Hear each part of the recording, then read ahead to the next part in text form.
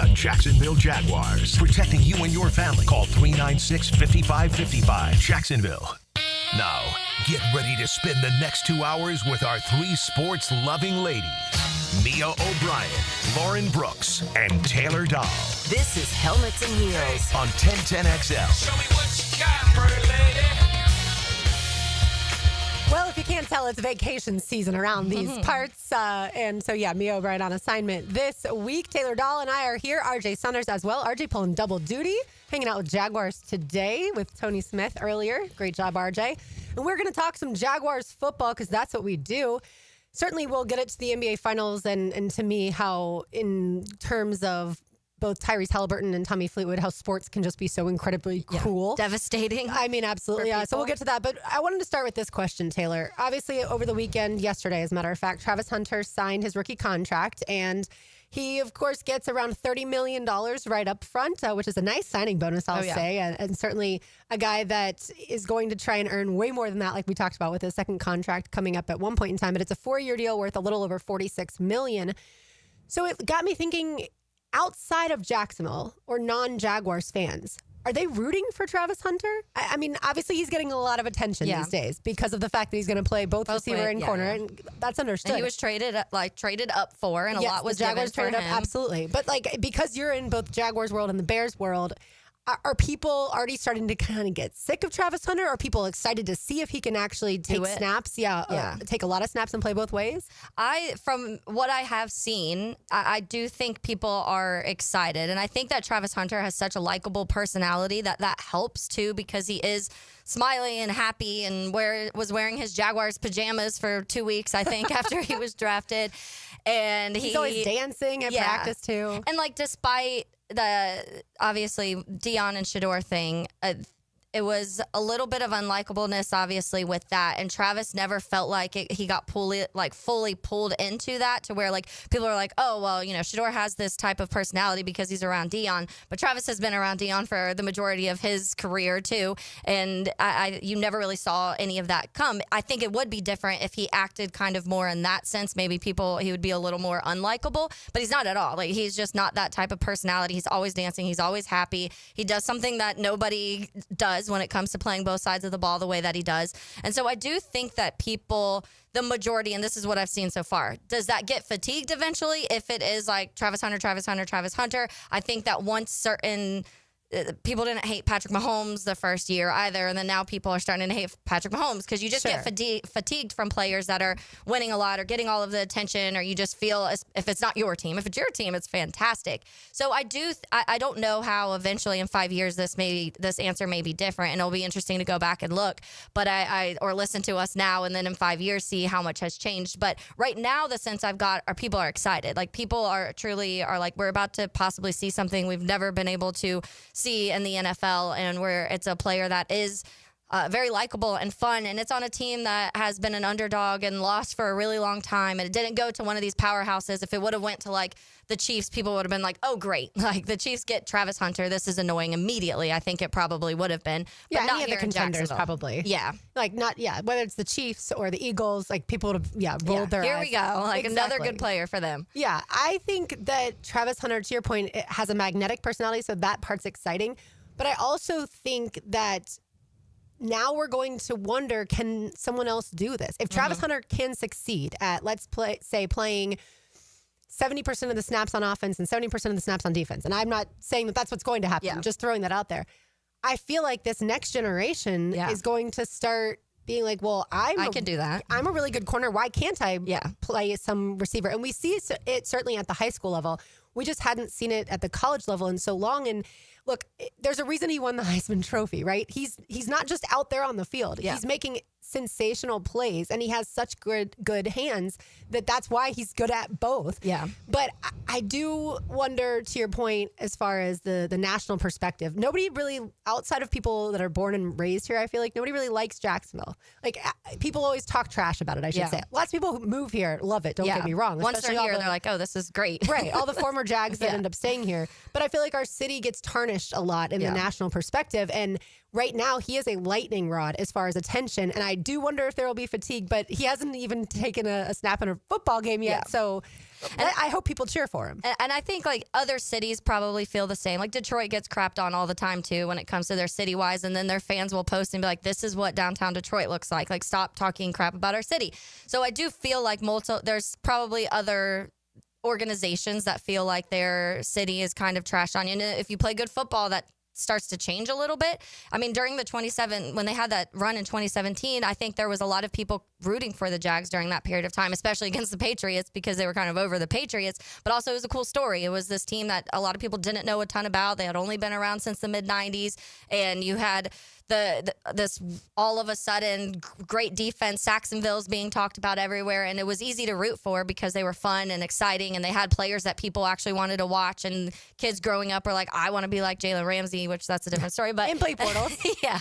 But yeah, to your point with Travis Hunter, it will be interesting because now there is going to be all these kids that are 12, 13, 14 years old starting in football. And in high school, they do. At any of the podcasts that I've done, when you go back and you talk to the high school coach, nobody only played one position. It was, he played quarterback and wide receiver and sometimes would have to kick field goal. Like, it was always so many different things. So now how many players watching Travis Hunter do that at this level are going to say, okay, well, if he can do it, then I can do it too. So that's a whole different storyline. But I do think you're always going to have also the haters too. I was seeing this weekend, the video recirculated. I remember seeing it before, but it recirculated of him like ignoring Cam Newton. Like, Cam Newton was trying to say hey to Travis Hunter, and he just like completely ignored him and walked past him. And I remember that video going viral the first time. Like, he's been around Dion too much. He has an attitude. I obviously haven't seen any of that since he's been in Jacksonville. But that video gets resurfaced because people always want to try and have some sort of storyline to surround somebody to make people not like somebody. So those things are still going to happen. That's just how it's going to be, because anybody, especially good football players, you kind of like to have the villain side of things sometimes, and people try to force it too much, I think. For sure. And right now in this city, Trevor Lawrence is a guy that you can't really say anything bad about as far as off the field. And so they're looking for someone that has this type of popularity to sink their teeth into, so to speak. It's funny, you talked about cities like Detroit. Green Bay, I feel like, is a city that nobody even says anything good about. Like, yes, it's cool to get to go to Lambeau Field, but no one like raves about go Green to Green Bay, Wisconsin. But because they were successful for so long, they never really got. It's still a destination. Like, people want to go see a game at Lambeau because of, obviously, the history is a part of that too. But winning football is a part of that, and winning football is a part of something. And we'll see. I think we will start to see that shift, especially with the new stadium coming. It will be you'll have something to that fans that aren't Jags fans will be able to come here and be like, oh, I heard this stadium has this, and this, and so you have to visit it. And now it turns into a destination, and once it turns into a destination, things change too. But players like Travis Hunter also make it a destination. He does. To see him with Brian Thomas Jr., De'Ami Brown, Parker Washington, Brenton Strange, the stable of running backs. Trevor, if you can't be successful this year, with Liam Cohen's offense, a revamped offensive line, like, those are weapons that a lot of quarterbacks would love to have. And so with all that speed out there, if you can't be successful this year, I'm just not sure that's going to happen. Yeah, and that's going to be the biggest storyline. And there's a lot. There's a lot on this team right now when it comes to Liam Cohen. Everyone's going to say, oh, he's only had one season of play calling in the NFL. What does that look like? And now you're taking on head coaching, the head coaching side of everything too. So that's a big storyline. Travis Hunter is a big storyline. Tony Boselli and his new role is going to be a storyline. James Gladstone and the move from LA is going to be a big storyline. But Trevor Lawrence, I still think, is going to be the biggest one, because now you are out of excuses, it feels like. And I do think we've had that conversation. You and I have used that excuses versus reasons thing a lot. But I do think that this year people are going, if at the end you have a season similar to what we've seen and it's 20 touchdowns, 12 picks, and 3,600 yards, I think people are going to say there might be a problem beyond what we've thought, because they have now surrounded him with all of the things that we've complained that he hadn't had previously. But also, how quickly are you expecting that to happen? I think you do have to account for that, because yes, he's going into year 5, but you have Brian Thomas Jr. in year 2. You have De'Ami Brown, who's taking a whole new, like, he hasn't ever been the guy on a team. And now, so you are wide receiver 3, but they're probably going to be asking you to play a big part in this. And then Travis Hunter, who's doing both sides of the ball. Also, like, how much are you expecting him to play that receiver position? situation and how many targets is he going to be getting a game. You have a running back room that also has a lot of newness. Travis Etienne has that connection with Trevor, but we're talking about 2 younger guys too and maybe more than that, depending how this roster ends up shaking out. But I do think there's a lot of newness. So how quickly does that kind of all start to click offensively? I think we may have to be a little patient than maybe some people want to. And I'm not saying like 9 weeks. I think that if in week 4 or 5 we're seeing a lot of disconnect like we were last year, then I'd probably start to worry pretty quickly. But there's so many good storylines on this roster this year, but I still think Trevor Lawrence at this point in time is going to be the biggest one. He is. And I'll say this to your point about the offense. If it takes a little while, the defense has to be better. They have to be better than a just season ago. Just coaching-wise alone, it has to be better. Because there's a lot more returning starters on defense than there is on offense. So that goes to show you that James Gladstone and company had more faith in the players that were already here defensively than they did offensively. Yeah. And so if you need your defense to keep the opponents under 21 points for the first month while your offense is figuring it out, feel free to win 22-20, right? Like, not sure that this organization has ever really been defense first. Maybe under like Jack Del Rio. I wouldn't even say under Gus Bradley they were defense first, but overall, it's fine to me if you want to have like a Steelers or a Ravens type of feeling and have the defense winning some football games there for a little while. Yeah, feel free to help out a little bit. That's why, because there were games last year where you really did feel like if the defense could do anything, there's 4 extra wins and that, all those one-score losses. And some of that was coaching. And we had that conversation a lot, too, about Doug Peterson had one of the worst records in one-score loss games. And that goes back to Philly, too. And he even won a Super Bowl there. And still, for whatever that is, and you talk about the best coaches in those scenarios, and they're ones that you're talking about being the best NFL coaches. And so there is some sort of correlation between that. But I do also think if Trevor Lawrence or Mac Jones, whoever it was last year, drives down and scores and you're up by 3 and then your defense lets the other team in a minute and a half go down and score, that's on the defense at that point, and I'm expecting less of that this year. Yeah, it's certainly deflating. I'm just glad Travis Hunter signed the contract. Yes. Last week we had the conversation about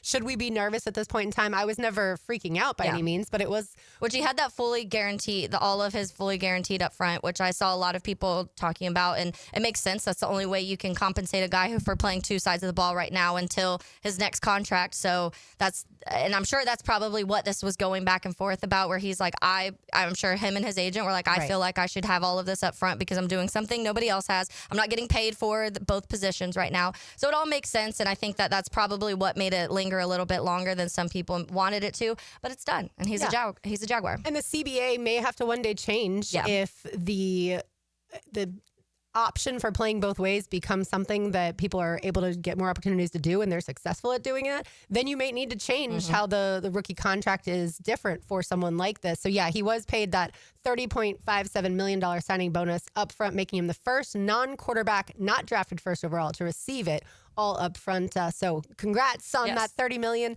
And I know there were rumors out about Travis Hunter and his wife already having purchased a home. If I was them, I probably would have waited until I got that $30 million check. So maybe they haven't purchased it, and now they can certainly go house hunting. By the way, today, Taylor Dahl, we have 3 pairs of tickets for listeners to win to a show tomorrow night at the Amp in St. Augustine. That show is Heart. It comes up tomorrow night, so that's exciting. And I was just there last week. Oh my gosh, so much fun. I love the Amp in general, but we got to see Drew Baldridge, Dylan Marlowe, Bailey Zimmerman, and Bailey Zimmerman was fantastic performing in his Foye Lewickin jersey. I saw pictures of that. I feel like you've never see. You feel like they always come out in like a number 1 jersey or maybe a Trevor Lawrence jersey, maybe a Travis Hunter jersey. Like it will have their name on it. Or their own name. But I was like, oh my goodness, Foye awesome. Lewickin. Like Bailey Zimmerman actually knows football. Maybe he doesn't, but it was exciting. So yeah, we have 3 pairs of tickets. Maybe he Googled who's the best player on the Jags and it popped up. I would be surprised. Josh Hines-Allen. I was going to say, BTJ, all those guys. Yeah, either way, we have those 3 pairs of concert tickets to give away. And again, that concert is tomorrow night, so be listening. You are listening to Helmets and Heels, and it's a Big Chief Tire Monday. This Friday, the Frangie Show will be there, and Big Chief Tire is raffling off 4 sets of new tires. That's right, 4 sets of new tires. You can find them online at WeKeepJacksRollin.com. They will be at their newest location in Mandarin that just opened last Monday, so make sure you get there. It's 1010XL 92.5 FM. Wonder what Rick Ballou would be doing if he wasn't on 1010XL? The ultimate gentleman spy. Irresistible to women, deadly to his enemies. Rick Ballou. A legend in his own time. Evenings on 1010XL. Are you tired of high energy bills? Replace those inefficient windows and patio doors now. Don't miss Renewal by Anderson's 30th anniversary sale. Buy one window or patio door and get one 30% off. Financing options are available and this offer expires June 30th. Renewal by Anderson, proud partner of the Jacksonville Jaguars. Visit bestwindowsflorida.com to schedule your free consultation. License number CGC 1527613. Your home is more than walls and a roof. It's where you breathe, drink, and power through life. At Donovan Air Electric and Plumbing, we're here to keep it all running smoothly. From clean, cool air to clean water, reliable power to expert plumbing, we do it all. For over 35 years, families have trusted Donovan to make their homes healthier, safer, and more comfortable. Call Donovan Air Electric and Plumbing today. 904-270-COOL, where health meets home. Mia here for Closets by Design. It's been a few months since they built my custom closet, so with summer here, why not finally create that custom garage workspace you want, huh? Think tool storage, workbenches, the whole works. Closets by Design creates custom solutions for every space, lifestyle, and budget, and that includes all you guys, too. Call to schedule your free in-home consultation and receive 40% off plus an additional 15% off. Visit closetsbydesign.com.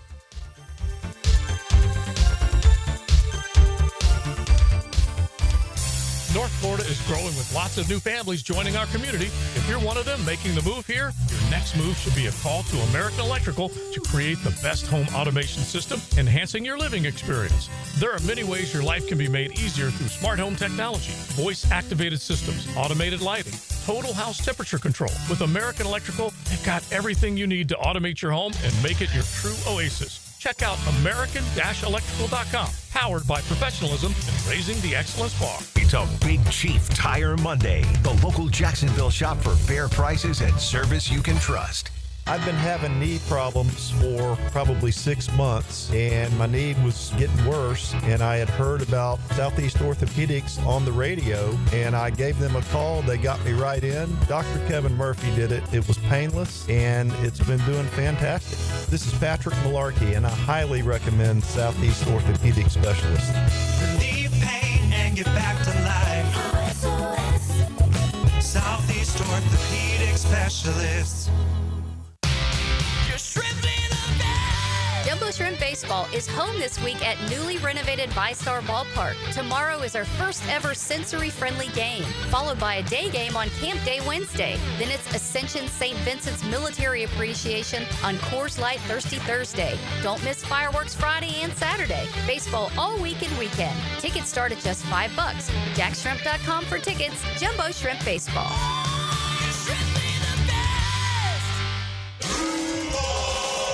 The 2025 season schedule has dropped, and single-game tickets are on sale now. Be at the bank to watch Travis Hunter, Trevor Lawrence, and the Jaguars take on the biggest names in the NFL. Don't miss your favorite matchup and secure your tickets now by visiting jaguars.com/tickets or call 904-633-2000. See you this fall, Jags fans. Yes, sir. That's the best decision. I love it. Maxed out on credit cards, struggling with high interest debt? You could pay it all off in days with Loan Pronto's Rapid Equity Loan. Hey, it's Prosser here. Get cash out now without touching your low-rate first mortgage. No appraisals, no waiting, no BS. The Rapid Equity Loan Program at Loan Pronto is amazing. One Loan Pronto client just got $300,000 approved in under 24 hours. They paid off debt, renovated their kitchen, and cut their monthly expenses by $1,800. That's a huge turnaround. Instant approvals, low rates, no hard credit pull up front. That's Loan Pronto. Listen, your home equity is yours. Use it. Get cash to consolidate your debt down to one easy, low monthly payment. Call Loan Pronto now for a free instant appraisal for your home and see how much cash you can get today. Loan Pronto is an A+ rated by the Better Business Bureau and have nearly 2,500 5-star Google reviews. Call now and start the conversation. Go to loanpronto.com or call 999-1508. That's loanpronto.com. Don't miss the Bari Breakdown with Dr. George Bari on XL Primetime, Wednesdays around 3:20 for the latest in sports injuries. From all the big names in the game, who's MIA, who's coming back from injury. Dr. George Bari on XL Primetime, Wednesdays at 3:20. How much do the performers for Super Bowl halftime shows get paid? Filing an insurance claim following a storm shouldn't be an ordeal. Southern Oak Insurance's claim team prepares for catastrophic situations well in advance. Log on to southernoak.com. Our family protecting yours. Southern Oak Insurance. Super Bowl performers are not paid for their shows, but production costs are covered by the NFL, which could go as high as $15 million. Southern Oak Insurance. Our family protecting yours. When you're experiencing sudden, unexpected dental pain, the last thing you want to hear is that your dentist can't see you until next week. That's why I'm so glad I found Harbor Dental Care. Whenever I call, they always find a way to see me within 24 hours, and they can usually fix whatever's wrong the same day. Plus, they have locations throughout Jacksonville, so no matter what side of town I'm on, I can always count on the same great care. If you want to find a dentist who believes in treating people right, learn more at harbordental.care. That's HARBOUR dental.care. 1010XL is presented by Farah and Farah, exclusive injury law firm of the Jacksonville Jaguars. Protecting you and your family. Call 396-5555. Jacksonville.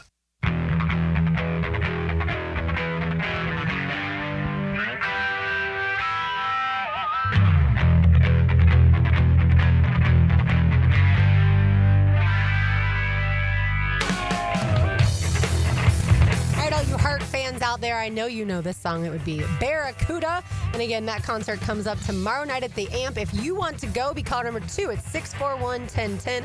Caller number 2 at 641-1010. 904 number, of course. And you will get to win the pair of tickets. If you don't win any of the 3 pairs of tickets today, of course, you can go online to theamp.com and buy them. But like I said, I was just at the Amp this past Thursday. I know at the same type of guy or the same group of guys played Friday night too. They had shows back to back. Yeah, that's how popular they were. It's just such a fantastic event. It is, I love that venue. And I'll say this because it's summer and I know it's outside, and so people immediately are like, "Oh, I can't. It's summertime. It's gonna be too hot."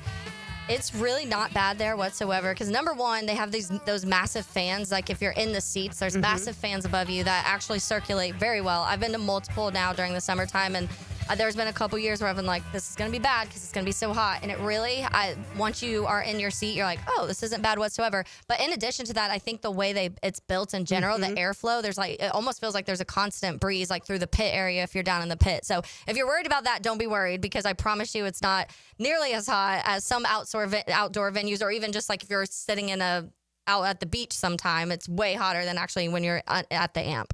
Yeah, like you said, it's designed to have the breeze. There's all those live oak trees, so it's shaded as you walk up. And then it's just a really good acoustic venue too. Sounds amazing. Yeah, it sounds so good. And it's right by the ocean. I mean, it's on Anastasia Island, so the ocean is very close. So you're still getting that ocean breeze too. Yeah, it's a great venue.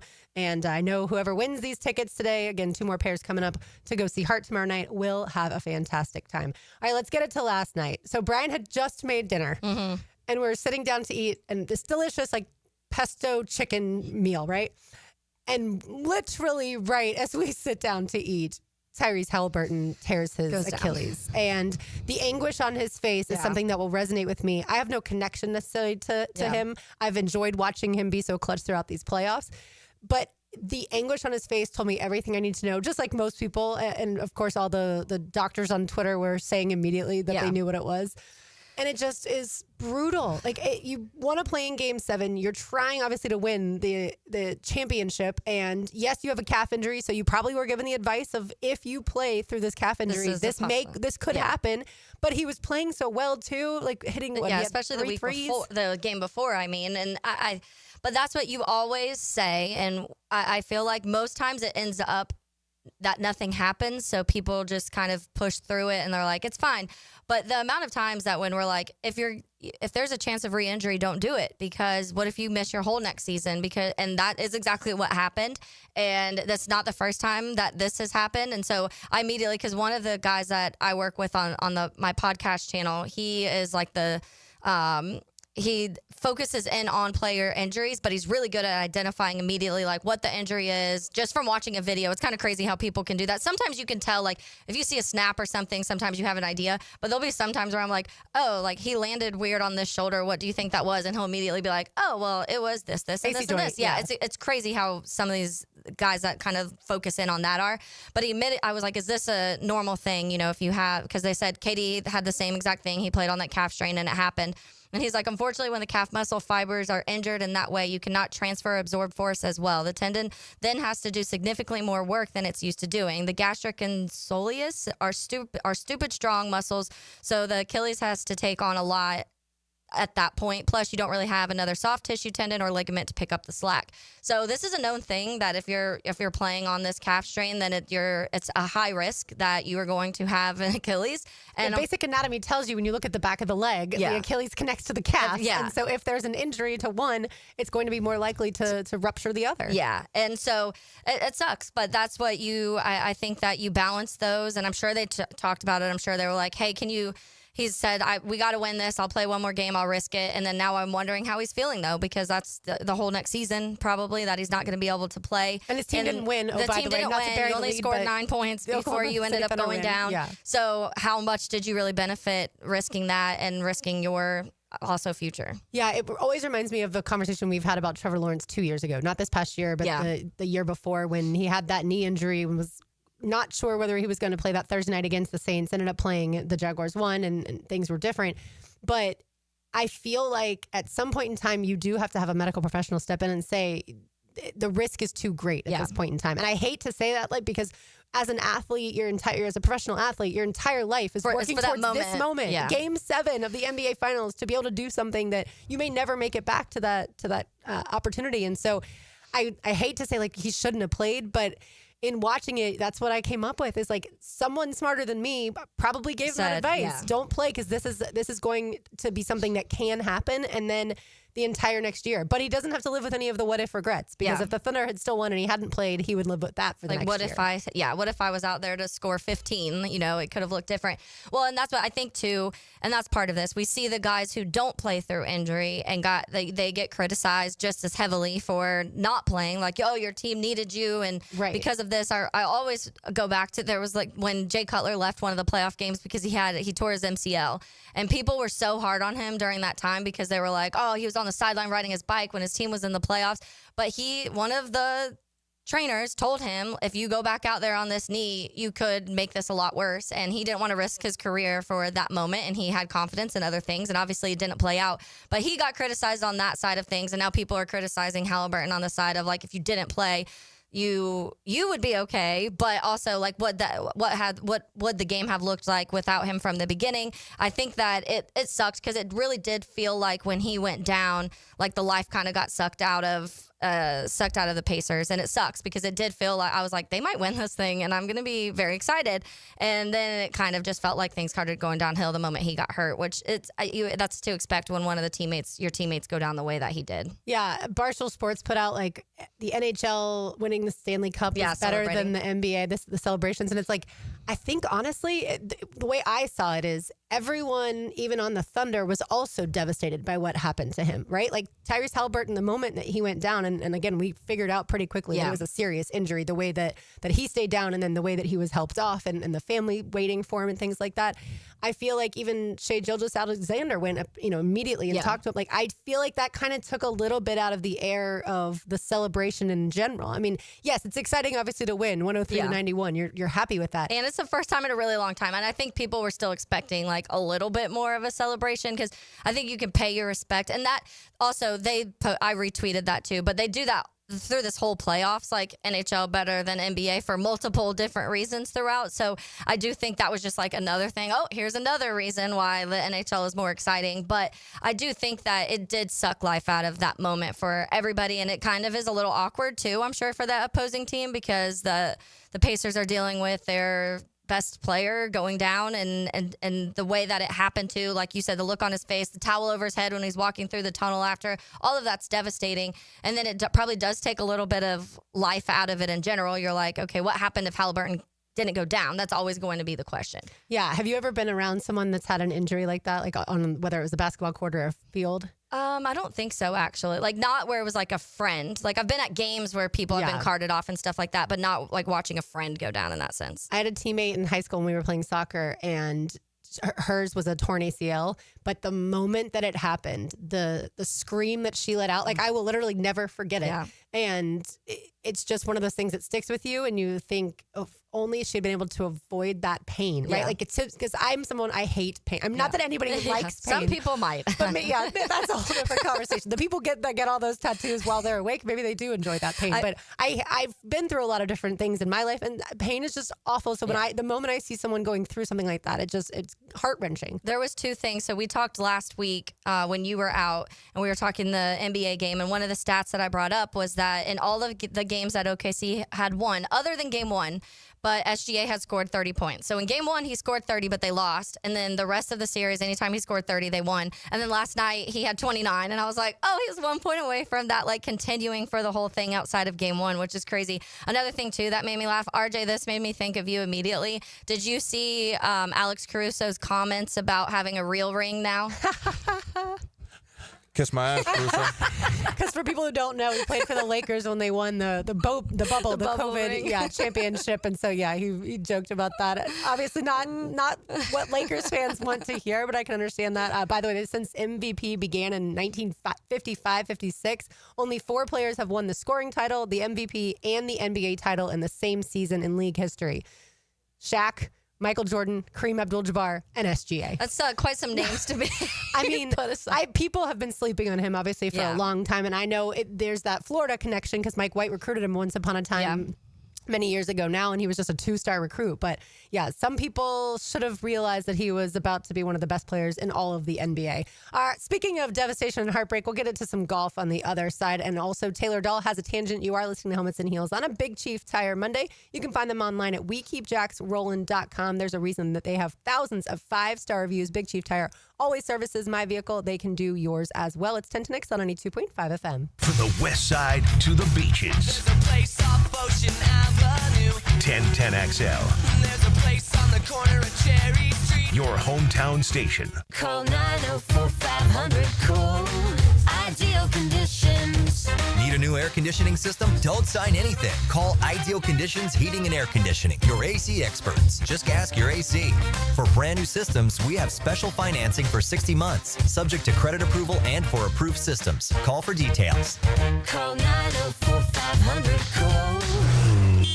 Honk if you see us. Call for service. Ideal Conditions. IdealConditionsJacks.com. Hello, I'm Joe Cordell, founder of Cordell & Cordell. Divorce is complicated, especially when your small business or professional practice is involved. At Cordell & Cordell, we understand that these assets raise unique valuation and allocation issues. For 35 years, we've helped doctors, lawyers, and small business owners navigate divorce with confidence. Call us at Cordell & Cordell. Let me tell you, I understand on a personal level, your business is much more than a job. It's your legacy. Jacksonville, Florida. Joseph Cordell, licensed in Missouri and Illinois. CordellCordell.com. Big Chief Tire Monday on Helmets and Heels. Transmission troubles? I'm Robin Sidbury, owner of Action Transmission Specialist on Merrill Road. So come in and see how we can help solve your transmission troubles. We service all makes and models. Remember, get traction. Call Action at 744-0755. Ready to add some value to your day? The everyday deals at Sonny's have got you covered. Right now, you can get the pork big deal for 10, the pork and rib combo for 12. All you can eat ribs for $19.99 and our new loaded barbecue potato for $11. Available all day, every day. And that's why it's always Sonny's here. Sonny's Barbecue, local pitmasters since '68. Brackish Vodka, the spirit of the sportsman and proud partner of the Jaguars, is thrilled to announce you can get all of their flavors and original vodka at PJ Liquors in St. Augustine. PJ Liquors, since 1999, has been serving up summertime fun. Now enjoy Brackish Vodka, the #1 local vodka in North Florida. Brackish Vodka is the first clean craft vodka, and you can find their 9 flavors at PJ Liquors. Brackish Vodka, for whatever your sport is, proud partner of the Jaguars. Hi, I'm Sean Monahan from Monahan Jewelers in Atlantic Beach. Since 1977, we've been Jacksonville's local family jeweler with a beautiful selection of fine jewelry and certified diamonds. But we're also Jacksonville's leading buyer of gold, silver, and diamonds from the public. Gold's recently hit an all-time high at over $3,000 per ounce. Pay bills, buy something fun. Now is the time to sell your gold for cash and get top dollar, or trade it in for a new piece and get even more at Monahan Jewelers in Atlantic Beach. It's hurricane season. Protect your home with 904 Gutters with a Z. That's right. Z as in zone defense for your home. Water damage hits hard. 904 Gutters with a Z hits back harder. Search 904 Gutters with a Z and make the right call. This Date in Sports History is brought to you by Southeast Orthopedic Specialists. On June 23, 2011, Duke point guard Kyrie Irving would be selected first overall in the NBA draft by the Cleveland Cavaliers. Pickett here with my concierge doctor, Richard Townsend. Doc T, how does a concierge direct primary care operate? We are a membership-based primary care made directly between a patient and physician. We'll have a limited amount of patients that allows us to give unlimited access and personal service to you.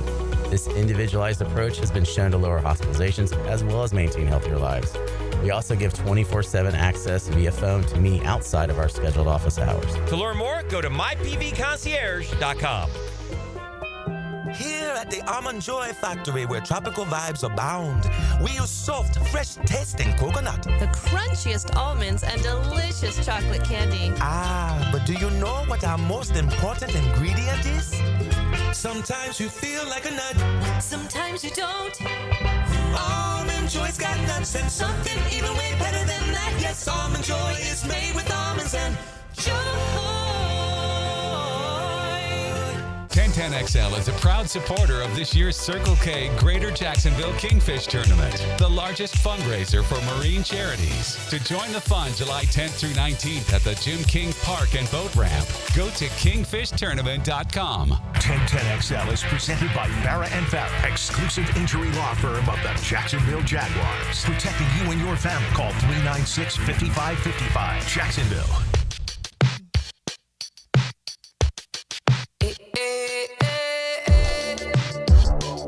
Taylor Dahl, RJ Saunders. I'm Lauren Brooks with you on this Big Chief Tire Monday. Mia O'Brien on assignment. All right, let's get into the golf yesterday, Taylor. I know you're not the biggest golf fan, and my dad's actually also not the biggest golf fan, but the baseball was already over, and I was like, we got to turn the golf on. It's really good. Yeah. I can just tell based off of reading Twitter, and so I was like, we got to watch the golf. So we put it on, and literally we see one of the worst collapses. And look, there's a lot. Like Jordan Spieth back in the day had an epic collapse at the Masters. There are several in this sport, and I understand it's a grueling sport. Even Scotty Scheffler on Saturday at the Travelers had a terrible day. We don't normally see that out of him. But Tommy Fleetwood, to this point in time, is a 34-year-old who is ranked 17th in the world. He has had 42 top 10s on the PGA Tour. 42 top 10s on the PGA Tour. And how many wins does Tommy Fleetwood have? None. 0. And Tommy Fleetwood was leading by 3 strokes yesterday at 16 under, entering the final round, and then he fell apart. And yes, Keegan Bradley, it was a great story if you're Keegan Bradley and a supporter of the Ryder Cup captain and all that stuff. That part is fun. But at some point, Tommy Fleetwood has to break through. I want him to win the formerly known as the British Open. Now everyone calls it the Open Championship. I want him to win that so badly, and not just to win a tournament, but to win a major. Yeah, and that has to be such a, having that many top 10 finishes. He's had 42, and meaning you're that close that many times, and to fall apart in this moment when you do have a 3-shot lead has to be absolutely devastating. We're talking about devastation of an injury, devastation of being in the spot to win it all, and then just yourself collapsing. And I was not watching it live, but I was seeing a lot of people were tweeting about it when it was happening, and everyone immediately, because I think he opened, it was he bogeyed 3 of the first 4 holes when he in the opening on Sunday, and then so everybody immediately was like, oh no. Is Fleetwood gonna miss this chance again? Yeah, you can see it start to happen on the golf course, and they get tense, and you're like, oh my gosh. So yeah, he bogeyed the first, third, and fourth holes, and so yes, earlier all right, but he's gonna rebound. This will be his opportunity, And then to not be able to close things out and to be able to get a birdie as far as, I take it back. That was, I was right. Okay. Yeah. 3 of the first 4, and then he also bogeyed 16 and 18. I started looking at round 1, and I was like, no, he was bogey free, but obviously not yesterday. He just needed a birdie, 16, 17, 18. Just get a birdie, don't bogey, and you are going to be a winner for the first time on tour. And so it is one of those things that it's like, I don't have any personal connection to Tommy Fleetwood, but my goodness, God, you don't want to go down as, have you ever heard the name Brett Quigley? Mm-mm. So he has 34 top 10s and he never won on the PGA Tour. And so it's one of those like infamous things. Yeah. And now obviously Fleetwood has more than him. And I love his British accent too. So it's like, I just need you to win one, my guy. I wonder how like a player like Keegan Bradley feels in this, because the bigger storyline is Fleetwood. And we were having this conversation last week about like, I keep going back to this. I think it's the 3rd time where I've talked about Coco. What's her last name? Goff. And how she, her...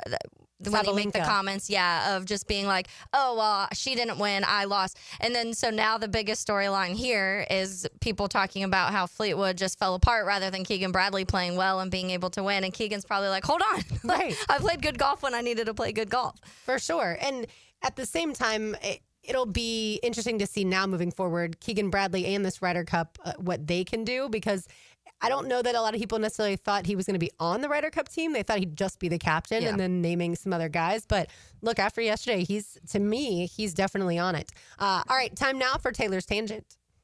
Now, Taylor's Tangent, served up by Chick-fil-A on 1010XL. All right, so I saw some interesting comments today. On 3 Sports posted a quote from Florida State quarterback Castellanos. He told Pete Nakos he's dreamed of playing against Alabama. So the quote said, "They don't have Nick Saban to save them. I just don't see them stopping me." We talked last week about Diego Pavia's comments and how very confident he is and being in the SEC over the Big Ten, but also beating Tennessee and doing some of these other things. Alabama and then now you have Castellanos, who Florida State coming off of one of their worst seasons ever.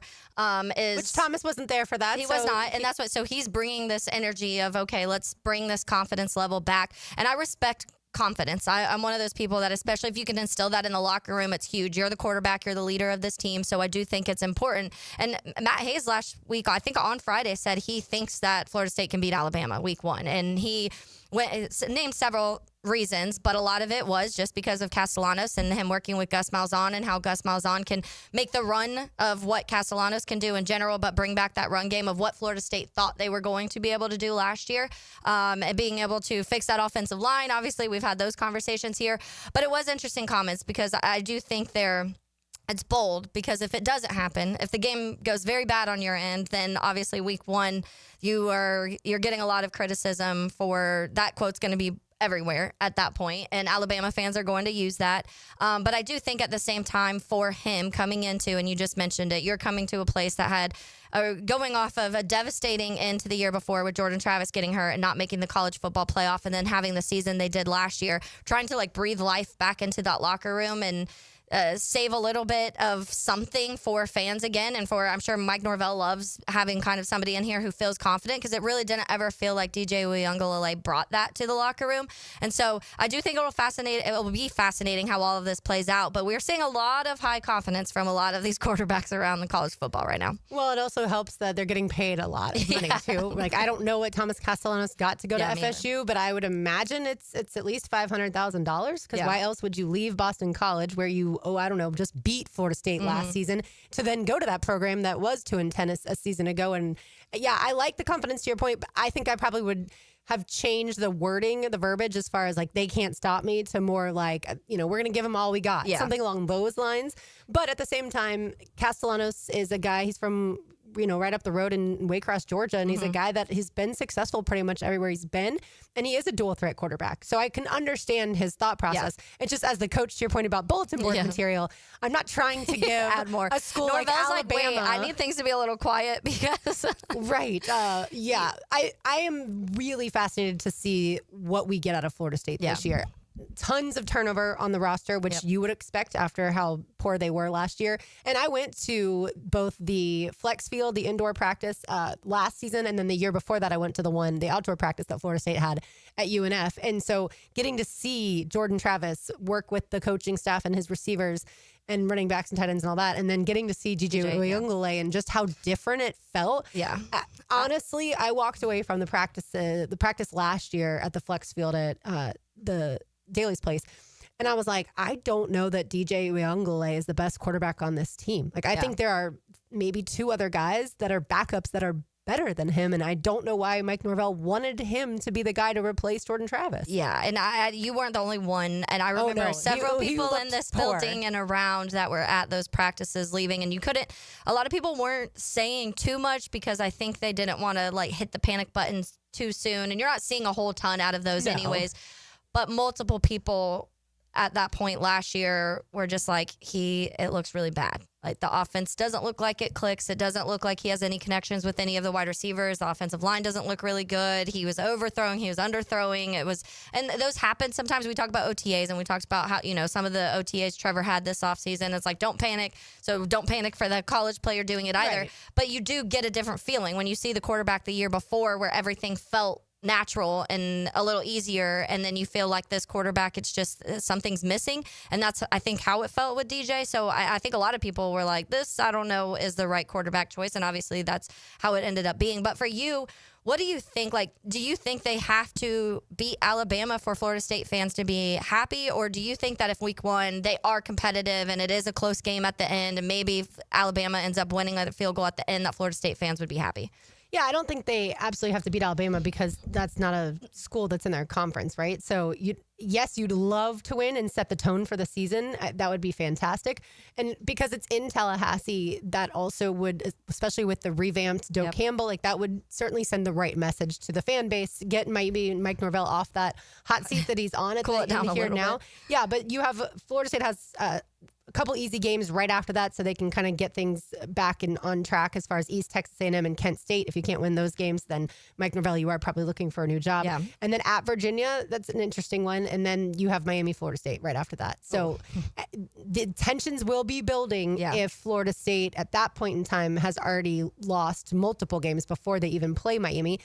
And you finish the season with at Clemson, hosting Virginia Tech, at NC State, and then, of course, at Florida to finish the season. So all that being said, you shouldn't hit the panic button as a Florida State fan if you don't beat Alabama. However, this is a great time. The next couple games you don't. Yeah, this is a great time to also get Bama. Like Crimson Tide they had a good season for other teams. Perspective. We're talking about their quarterback just as much as we are other bad I guess questionable quarterbacks in the SEC in general, but in college football. Yeah, there's definitely a quarterback competition going on in Tuscaloosa, and so now would be a good time if you're Florida State and you have you want to get the season off with all that momentum. Yeah. But if it's a close game, if I'm an FSU fan, that's still way better than a year ago. Yeah. And I think especially to your point, getting Alabama early week 1 may be in the most benefit that Florida State has, because you are getting this, there's a quarterback competition there. So they don't even know who's going to be starting. And then how comfortable is that offense right away? And I know Castellanos is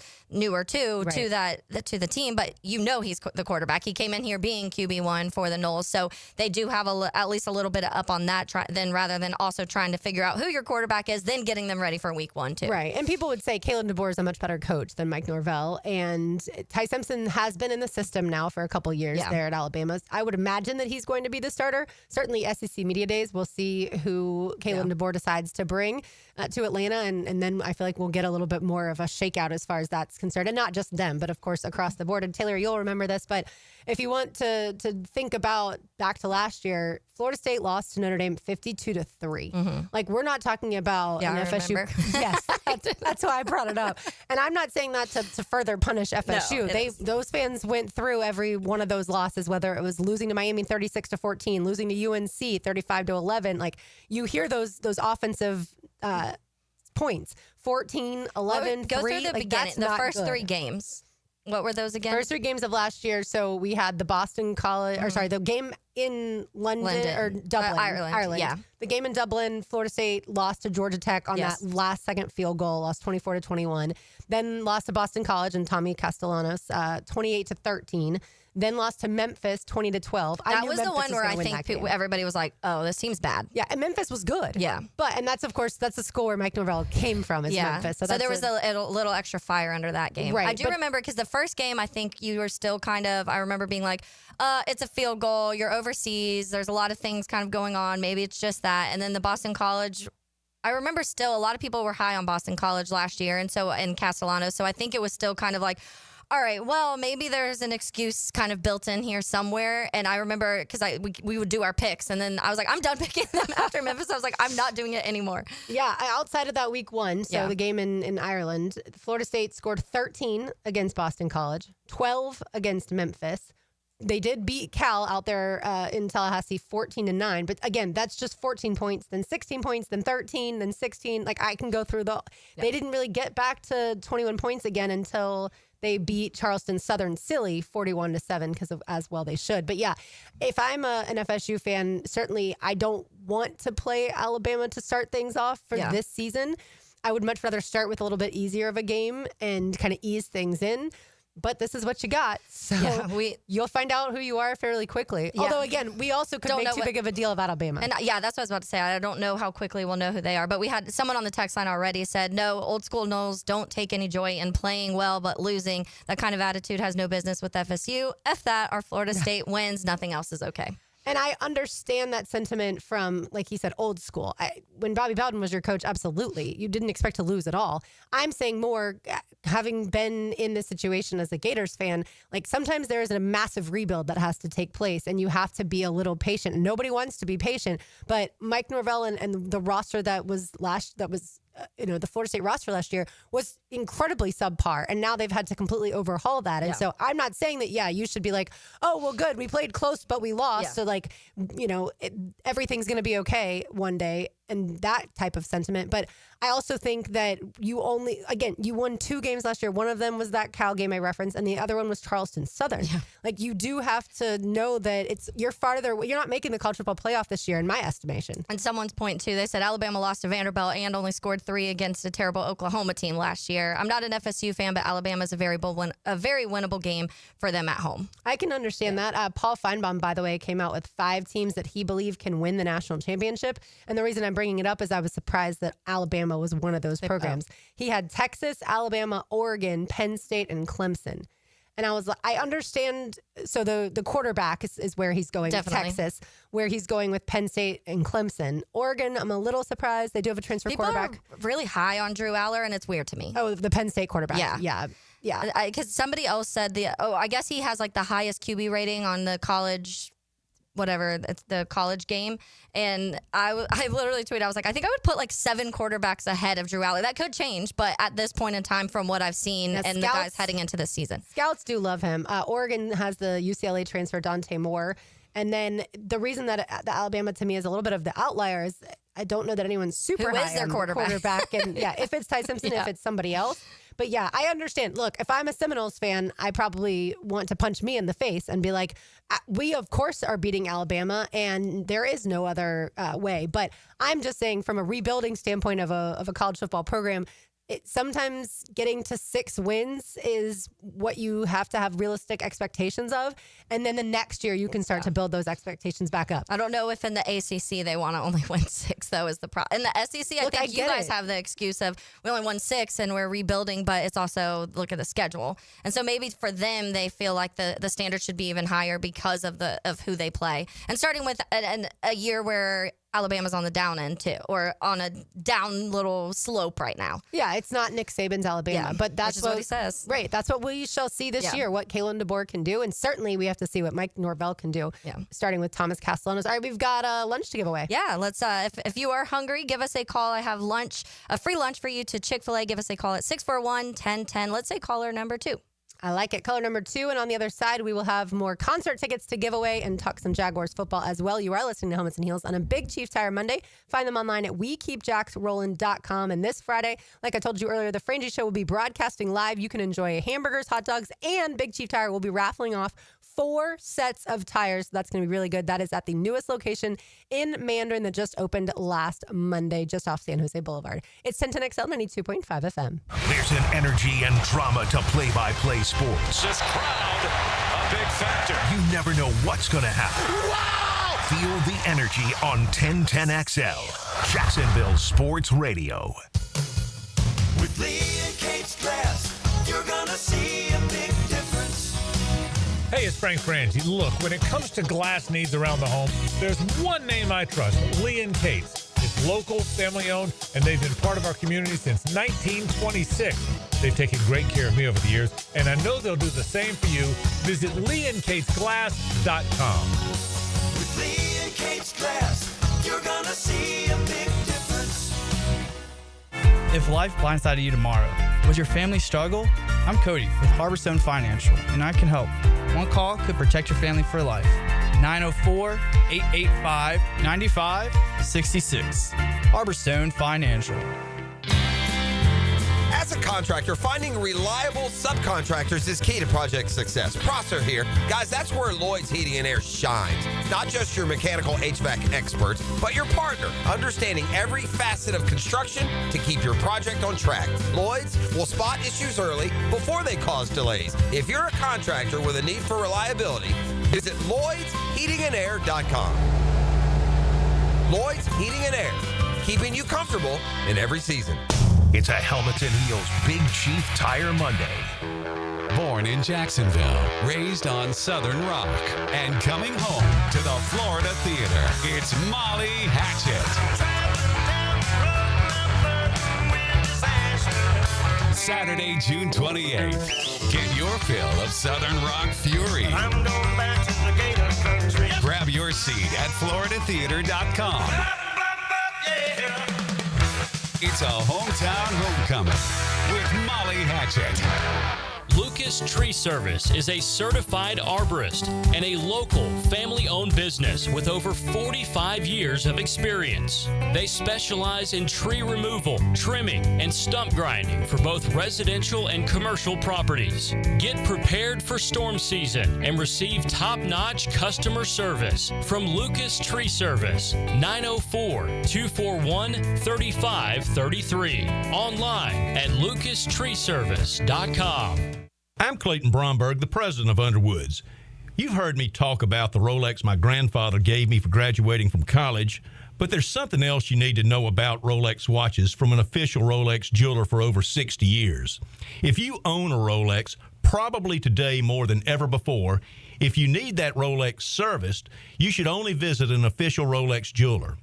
In North Florida, there are 4, with Underwood's 3 stores, and Mayors has 1. Anybody else claiming to work on Rolex has no direct access to parts, and the use of non-authentic Rolex parts jeopardizes your Rolex from both an authenticity and a value standpoint. At Underwoods, we have state-of-the-art Rolex repair shops, both designed and outfitted by Rolex and staffed by Rolex watch technicians trained by Rolex. And best of all, our shop is on premise, so your Rolex will never leave Jacksonville, and our Rolex repairs carry a 2-year warranty. At Underwoods in San Marco, Avondale, and the shops of Ponte Vedra. The flagship station of the Jaguars. WJXL AM Jacksonville Beach. WJXL FM Jacksonville Beach. Frank Frangie here for Coil Fencing. Jacksonville is full of memorable sports moments. Remember Hal Sutton when he famously said, "Be the right club today"? Well, that's what Coil Fencing delivers. The right fence today. And they've been delivering the right fencing for both commercial and residential properties for nearly 100 years. If you're in the market for a new fence, call Coil & Sons today at 904-356-4821 or visit coiljacks.com. That's COYLE Jacks.com. Baseball is back. Jumbo Shrimp Baseball at the newly renovated VyStar Ballpark is your home for affordable family fun. Tickets start at just $5. Fireworks after every Friday home game and kids round the bases after Sunday games. Log on to jumboshrimp.com for tickets and details. Jumbo Shrimp Baseball. Affordable family fun.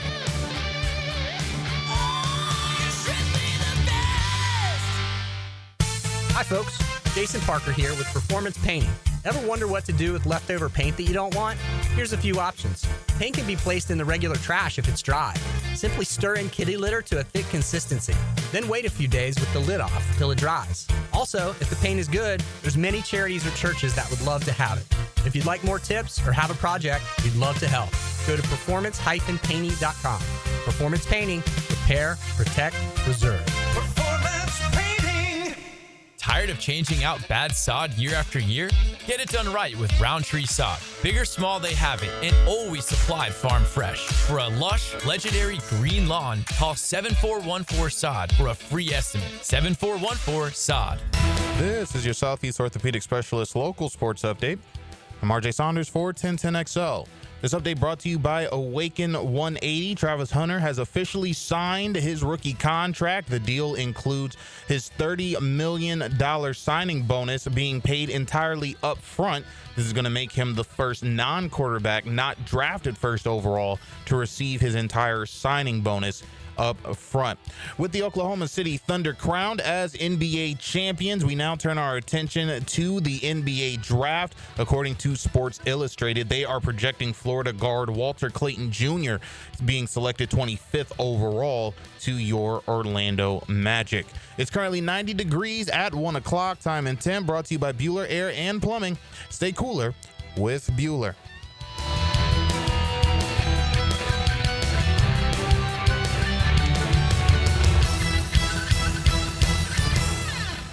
1010XL is presented by Farah & Farah, exclusive injury law firm of the Jacksonville Jaguars. Protecting you and your family. Call 396-5555. Jacksonville.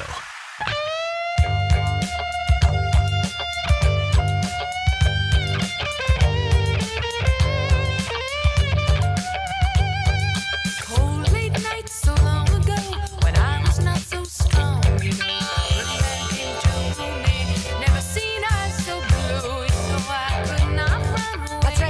Magic Man by the band Heart. They come to St. Augustine Amphitheater tomorrow night. If you want to go, be call number 3 at 641-1010. Call number 3, 904-641-1010. If you don't win these tickets, don't worry. You can buy them at theamp.com. And again, that concert comes up tomorrow night. We still have one more pair of tickets to give away. I've never seen Heart in concert, but I know people who have, and they say they're fantastic. Yeah, I have not either, but I do remember my mom loved Heart, or loves probably, but she had a record player growing up, and that was like my favorite thing. She had just like a bunch of older, like mainly 80s albums, but some 70s mixed in there, some early 90s in there, and she had several Heart records, and I would just blast those and dance around the house. That and Wham were like my two favorites. Wham? Yeah. They were so fun. I would dance that Wake Me Up Until You Go song. I would play that like 400 times a day at one point in time, and just like dance everywhere, jump on the couches, and my mom was just like, all right, do what you need to do. That's amazing. I had no idea that you liked Wham. Love Wham. It's fun fact too. So my best friend Maria, you know Maria, you know her family, Uncle Willie and Uncle Angel. Uncle Willie and Uncle Angel, when they were in college, had a Wham cover band that they would around their college town. I can see that. And it sounds like they had a blast. Oh yeah, I'm sure they did. I need to see a lot pictures of stories. of this. I know, and because they had great mullets, by the way, very great mullets. Yeah, you have to if you're going to cover Bret Michaels, right? Yes. I love that. All right, back to Jaguars football as RJ awards our next winner. So Big Cat Country and our friend Gus Logue, who used to be at 1010XL full time now, or still with, I should say, Big Cat Country. So they did a survey of Jaguars fans, and it reminded me, Taylor, of when last week or the week before we ranked our position groups as far as most confident to least confident on the Jags. And so their question, which position group do Jaguars fans have the least confidence in? I was like, did we inspire this question? I wonder. No, I'm just kidding. All right, so I'm going to tell you in opposite order. So I'll save the one that they are least confident in. So the options were quarterback, tight end, cornerback, running back, safety, offensive line. So they did those position groups. And by the way, I love explaining to people the difference between a quarterback and a cornerback. Yeah. And not obviously like people who watch football all the time, but if you don't, like all you hear sometimes is quarterback. And it's like, okay, let me explain. Travis Hunter does not play wide receiver and quarterback. that would be pretty impossible. But yes, cornerback. Yeah. But yeah. So running back group, 2%. So they have the most confidence in as far as these position groups are concerned. And they didn't use everyone like we did. Yeah. Cornerback, 8%. So fairly confident both in the running backs and the cornerbacks. Tight end got 11%. Quarterback got 12%. That one shocked me. That basically Trevor Lawrence is very close as far as the tight end, 11% for tight end, 12% for quarterback. I thought way more Jags fans would put quarterback higher than that. Safety, 27%. I think they listen to one Taylor Dahl. Safety, 27%. And then offensive line, 40%. I was not surprised by the offensive line as the position group that Jaguars fans are the least confident in. And safety, I think there's a lot of unknown there. But like I said, I thought the quarterback would be, Jags fans would, some of them would tell you they have no confidence in Trevor. So I just thought it would be a little higher. Yeah, meaning you thought that more people would be concerned? Yes. Okay. Absolutely. Yeah, I think that, I don't know. We have such this like back and forth with Trevor Lawrence and what he can do. And I'm wondering if a lot of this is the conversation we had earlier in the show of how much they've now added to help Trevor, and people have a confidence that that's going to be able, Liam Cohen also involved in that, is going to automatically make Trevor's job easier. And if you look around the league, there's quarterbacks that are not, Sam Darnold is not an elite, some fantastic quarterback, and he's able to do it in the right system and with the right weapons and with the right coach. And so I'm wondering how much of it is that. Like they've put him in a way better spot than he's been in the rest of his career in the NFL to be able to succeed without having to be great. By the way, I saw that Tom Brady, side note, said that, or the Raiders were not interested because of Tom Brady in Sam Darnold this offseason.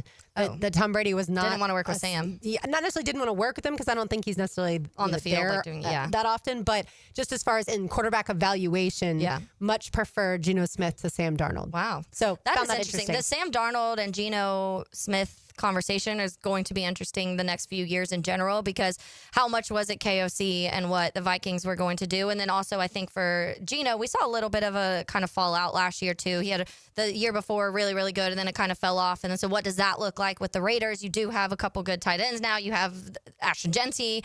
So I do think that there is a little bit of a setup for success there, but it will be fascinating to see how those two quarterbacks go back. I know the Vikings fans didn't want Sam Darnold to go anywhere, and that's coming from obviously fans who watch every single game, and they had this guy waiting in the wings and JJ McCarthy that they drafted, and they still were like, no, we want Sam to stay. So that's going to be interesting. But I do think when it comes to the Jags, I think part of that, like I said, maybe there's not so much on Trevor this year that you felt like other times. And then I do think a lot of people just have said that a lot of the things going wrong around him was the reason it wasn't working. And there is that 12% are probably the ones that are like, no, like I haven't seen anything near what I've wanted to see these first 4 years, and so I'm not going to trust it until it happens. Not surprised at all with safety and offensive line. When we did ours, 2 of my bottom 3 were offensive line, and then safety was mixed in. I had like the one, because we broke it up with obviously tackles, guard, center. And so I'm not surprised at that whatsoever. I do think a lot of people need to see it, because it's been year after year where you were saying you need to fix this offensive line and the offensive line needs to get better. And even in moments last year, you go through and you look like Brandon Sheriff, you look at his numbers and they weren't terrible. And you look at Ezra Cleveland's numbers, and although there were moments, I was looking the other day, diving into it a little bit, and there were definitely games where Ezra was not nearly as good as some others. And so there is a lot of up and down. I think the injuries factor into thing. Anton took a step back. And so there's a lot of things. And Walker Little's never actually beaten anyone out for that left tackle spot. So you have some questions there. Yeah. And then the guy behind them and Fred Johnson, people are saying, I don't know. He wasn't good. He allowed the 5th most sacks last year in the NFL and didn't even start every game. And so I do think there's a lot of still question marks, and people, when it comes to the offensive line, are going to have to see it or they're not believing it.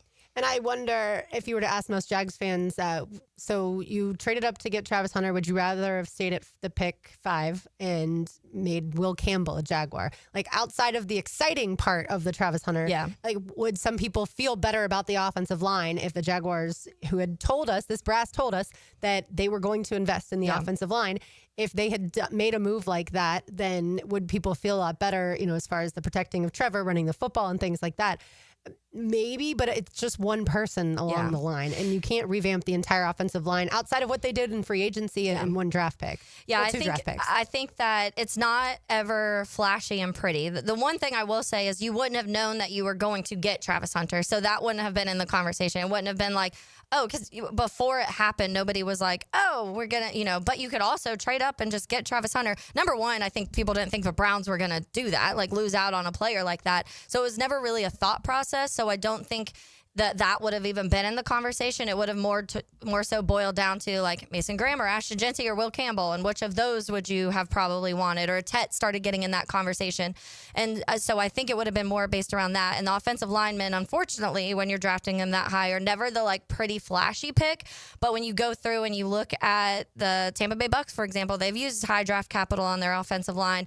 Detroit Lions, who have had the best offensive line the last few years, have used several high draft picks on their offensive line, including a top 5. And so I do think that I think eventually it probably would have been like, this sucks because it's not fun and flashy.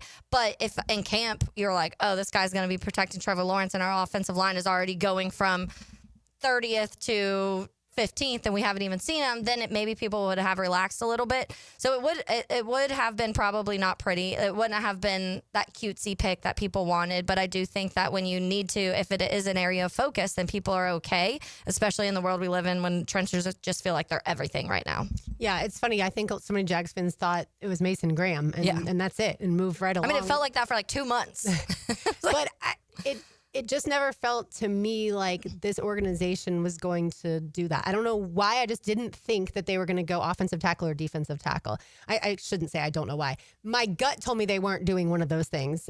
In the end, I thought they were going to end up going Ashton Genty, the running back. But my gut told me that because of the moves for the offensive line, because of the moves they had made in free agency. And so they had already invested in the offensive line, and certainly the guys aren't the splash names and they're not the splash money that maybe some other teams did in free agency with the offensive line. And then defensive line, I think they must like a guy like Mason Smith maybe more than some people. And Eric Armstead is going to play defensive tackle. And you already do have Devon Hamilton and then other resources there that they've used in the draft. Not this regime, of course, but prior regimes. And so just to me, it didn't feel like they were going to go with one of those position groups.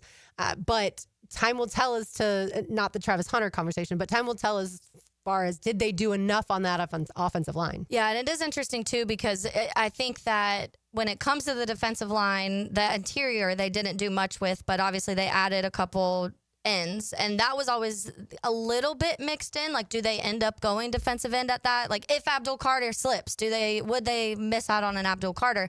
And that was such a fascinating conversation for me. And this is now in the past, but it's still I always was kind of like, I could see it happening because it'd be hard to miss out on an elite player like that if he falls to you at that position. Obviously, it didn't happen. But to me, I was never convinced that they were totally happy with either of the lines. And I think by the amount of additions that they have added to it, then you can kind of tell they don't think it's complete.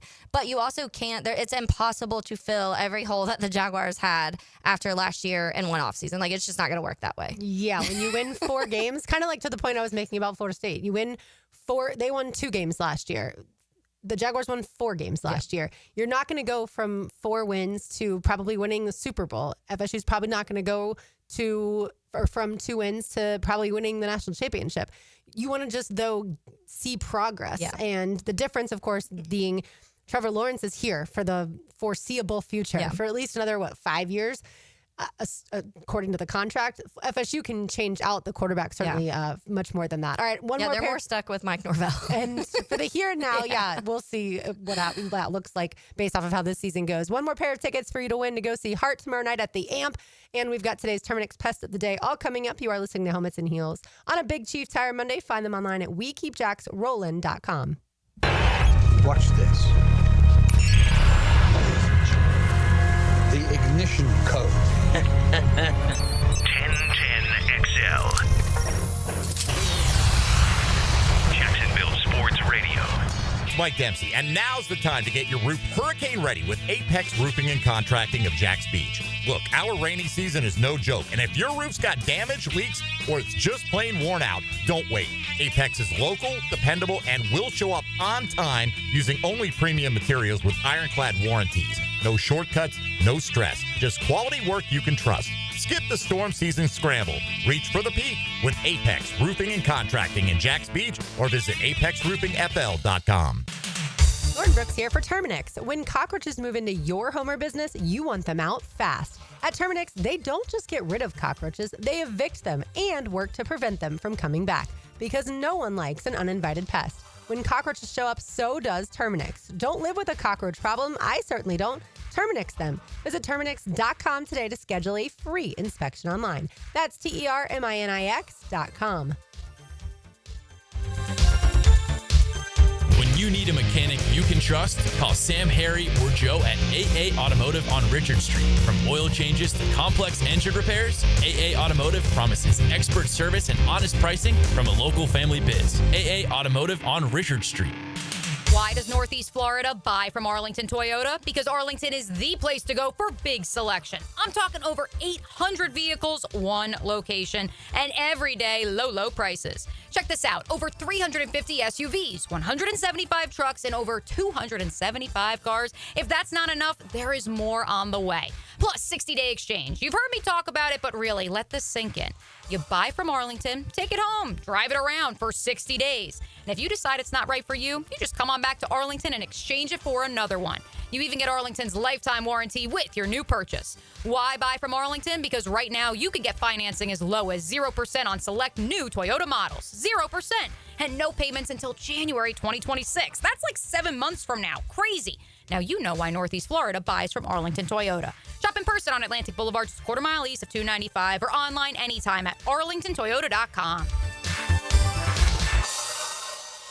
Home is where your story begins. And at Donovan Air Electric and Plumbing, we're here to make it the healthiest, most comfortable place it could be. Whether it's fresh, clean air, dependable plumbing, or reliable power, we take care of it all. From routine maintenance to state-of-the-art solutions, Donovan keeps your home running smoothly. Because at Donovan, we believe your home isn't just where you live, it's where your health meets comfort. Call Donovan Air Electric and Plumbing at 904-270-COOL or visit us online. Let's make your home healthier, safer, and better together. Helmets and heels. It's a Big Chief Tire Monday. The local Jacksonville shop for fair prices and service you can trust.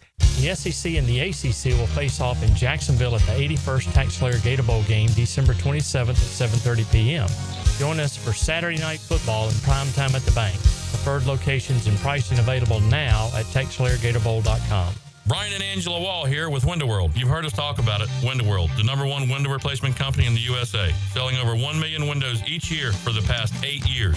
That's a lot of satisfied customers, and why J.D. Powers has awarded Window World Best in Customer Satisfaction 3 out of 4 years. Window World stands behind their slogan, simply the best for less. With Window World, you get top quality windows at a price that leaves more of your money in your bank account, and you get the absolute best guarantee there is in the window replacement industry. When compared to our competition, there is none. See for yourself. Call the competition. Get quotes from them. But before you buy, get Window World's free estimate and compare the quality of the windows and the price. You'll see. And when your new Window World windows are installed and they're saving you money on your energy bills, if anything goes wrong with those windows, Window World and I will be there to make it right. That's my guarantee. Call Window World today. Start saving money on your new windows and your energy bills, and take vacation with your savings. Window World, online at windowworldneflorida.com. Window World, simply the best for less. Thank you for your business. Window World also offers energy-efficient doors and siding. Joint replacement surgery is always a tough decision, but relief from chronic pain may be just around the corner. Dr. George Barber here, and there's a lot to consider to make sure you get the proper diagnosis and best path back to the range of motion and mobility you had. Age, lifestyle, and overall health all play a part. Let the team at Barrier Orthopedics give you a full analysis to help you make the best decision. Log on to BarrierOrthopedics.com or call the office to make an appointment. With offices across Jacksonville and ready to help you feel good again, we'll get you back on the road to recovery at Barrier Orthopedics. Hayes Carline here. If you're shopping for a new ride, you've got to check out Atlantic Infinity. Not only do you get a luxury vehicle, you also get the Atlantic Infinity Promise Free with every new car. That's almost $2,500 in added value just for buying smarter, and you don't have to sweat it out on the lot. Shop in their indoor climate-controlled showrooms. It's cool, comfortable, hassle-free. They're on Atlantic near St. John's Bluff, or browse anytime at AtlanticInfinity.com. If fishing is in your DNA, hop in the boat with Captain Kevin. It's the Ring Power Fishing Forecast Show, brought to you by Awaken 180 Weight Loss and Royal Pest Services. Thursday nights at 6 on 1010XL AM. Is your backyard ready for the big leagues? Pick it here for Surfside Pools. Serving Northeast Florida since 1977, they have the home field advantage. Family owned and operated, offering weekly pool service, equipment repairs, commercial maintenance, remodels, and new pool construction. Let Surfside Pools make your backyard dreams a reality. Are you ready to float happy? Visit SurfsidePools.net or call 904-246-2666. Surfside Pools and Spas, your hometown MVP. License number CPC 044080. Maxed out on credit cards, struggling with high interest debt? You could pay it all off in days with Loan Pronto's Rapid Equity Loan. Hey, it's Prosser here. Get cash out now without touching your low-rate first mortgage. No appraisals, no waiting, no BS. The Rapid Equity Loan Program at Loan Pronto is amazing. One Loan Pronto client just got $300,000 approved in under 24 hours. They paid off debt, renovated their kitchen, and cut their monthly expenses by $1,800. That's a huge turnaround. Instant approvals, low rates, no hard credit pull up front. That's Loan Pronto. Listen, your home equity is yours. Use it. Get cash to consolidate your debt down to one easy, low monthly payment. Call Loan Pronto now for a free instant appraisal for your home and see how much cash you can get today. Loan Pronto is an A+ rated by the Better Business Bureau and have nearly 2,500 five-star Google reviews. Call now and start the conversation. Go to loanpronto.com or call 999-1508. That's loanpronto.com. 1010XL is presented by Farah and Farah, exclusive injury law firm of the Jacksonville Jaguars. Protecting you and your family. Call 396-5555. Jacksonville. We still have time, we might still get by. Every time I think about it, I want to cry. With bombs and the devil, and the kids keep Little ditty called Crazy on You by Heart. I think most people who listen to music in general have heard this one, and especially you Heart fans out there. They come to the AMP tomorrow night in St. Augustine. If you want to go, be call number 4-641-1010. Call number 4-904-641-1010. If you didn't win any of the pairs of tickets that we gave away today, you can buy them online at theamp.com. Like Taylor and I said earlier, such a fantastic venue. If you've never been to the AMP, I could not recommend it more. And certainly Heart is going to be such a fun show tomorrow night. So good luck, all you out there trying to call and be call number 4. All right, Taylor, time now for the Terminix Pest of the Day. As always, brought to you by our friends at Terminix. They came out to our house last week and sprayed once again for mosquitoes and then pests throughout the house. They know that I hate bugs. Especially the ones that can hurt you, like wasps or cockroaches. Even though those can't maybe hurt you, but I just don't like those. Exactly. So disgusting. I had one in my car this weekend, so I'm going to need Terminix to come spray my car. Oh, my goodness. There was one time my parents and I were coming back from a family event out of town, and we were like right in the middle of this intersection, a busy intersection, and my mom started screaming. And so my dad thought someone was about to T-bone us. As it turns out, it was a cockroach that was on her mirror, on the mirror that drops down the rearview mirror. And so thankfully we were able to pull over safely. Yeah. We got the cockroach out, but my dad was like, you can't do that. That was just That's how I was. Luckily I wasn't driving yet because no. And like I have had a wasp in my car before, and I'm allergic to wasps. And so that is, yes, also terrifying. So thanks Very to dangerous. Terminix for coming out and handling all of that stuff for me, since it's not my favorite thing. They also take care of Everbank Stadium, ViStar Ballpark, ViStar Veterans Memorial Arena, all of your favorite event venues around town, because they do such a great job. Okay, so we now have the University of Wisconsin suing the University of Miami over alleged tampering with a player, Xavier Lucas, a defensive back. So the pest of the day, Taylor, is the fact that we've had illegal tampering with these colleges now for so long, the last few years. And it's funny, you brought up Matt Hayes earlier. I said, does anyone care that this is illegal tampering? Yeah. And he's like, no, nobody's worried about that. I think we should be worried about that. The reason that the players are supposed to go into the transfer portal is so that they are alerting other schools that they would like to transfer out of their current school, or at least be contacted about transferring, maybe get some NIL deals and whatnot. But if you don't even go in the transfer portal, you should not have other schools contacting you. That's not the way that college football is supposed to be done. Yeah, and I had a tangent about this last year where I was frustrated of how much college football agents were getting out of these deals. And because of the amount of money they're getting, I think that's leading into a lot of this, because they're talking to players. Like a school says, hey, we really kind of like this guy. You know, can you get him to hit the portal? And then that agent reaches out and is secretly kind of like, I can get you X amount of money if you transfer to this school. And then it's technically not the school talking to the player, but is.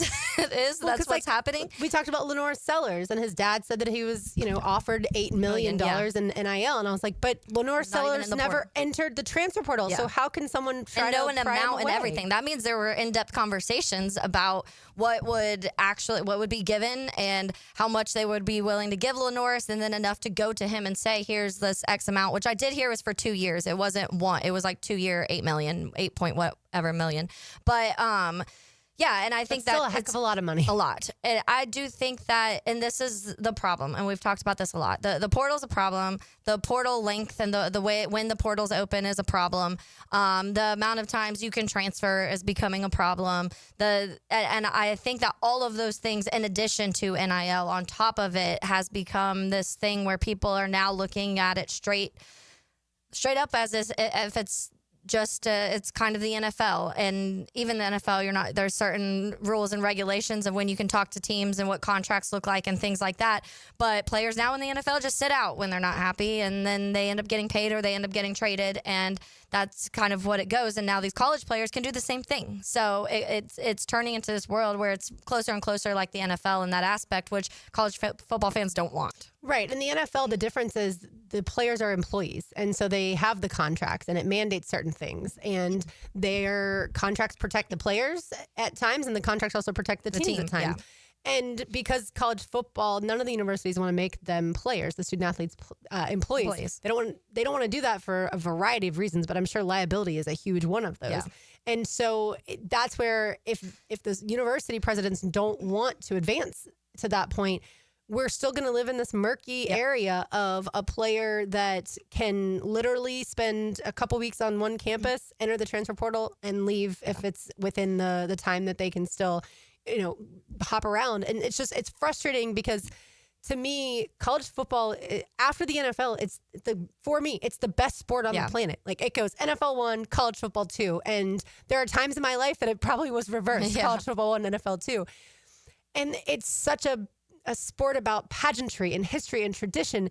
And now all of that's getting thrown to the wayside for the most part, all because of greed. Yeah. And it's so frustrating. Well, and it is, and it's murky because there's this weird pool on each end. You're saying pay for play. The pay for play, you are pretty much making them employees at that time, because if you're paying the student athletes and they're guaranteed X amount of money, and now it's not even just like, oh, this business in town wants to play this player. Now you're to the point where the school is getting money to pay the athletes. So at this point, you are already turning into a business, and you're turning into making them employees, but you're not accepting that. So because you're not accepting that, the contract, there's no, like, these contracts that need to be way more in depth of everything aren't. So then now there's so many things happening because the team, it's easier to tamper because they don't have this legal contract tied to anything. They have a legal contract maybe tied to the business, the NIL deal that is paying them, but not you as the school right now. Eventually, it's about to be with the pay for play.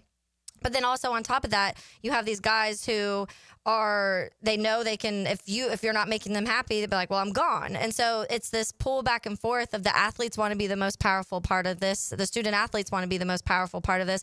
But the schools are like, no, we still want to have all of this power. And there's no balance right now. And there's no piece of paper saying, like, this is what you can and can't do, and this is what if you're getting paid through this is what it means. And so it's just getting worse. It's spiraling out of control at this point. With the new $20 million per school that they can hand out to players, I feel like there have to be contracts signed. Yes. You have to commit to coming to school here and staying in school here for 3 years is what I would put. Yeah. Because obviously after that they can go to the NFL, so that's a different conversation. But I don't think it should be a 1 year thing. It should be originally you were going there to get a degree, but that's a whole separate conversation. But at least say, that you want to commit to that school for 3 years.